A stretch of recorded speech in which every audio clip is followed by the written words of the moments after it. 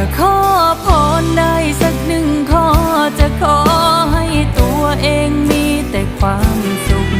ไม่มีความทุกข์สุขกายสุขใจก็พอแล้วไม่จำเป็นต้องรวยเหมือนใครไม่ต้องใช้ข้าวของแพงแพงมีเพียงรถเครื่องไม่แรงเอาไว้ซื้อแกงก็พอถ้าขอพรได้สักหนึ่งข้อจะขอให้ตัวเองมีแต่ความสุข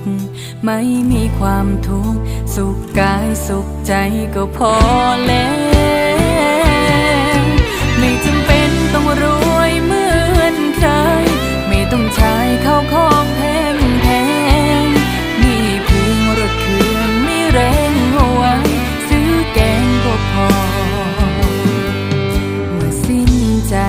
ก็เอาไปไม่ได้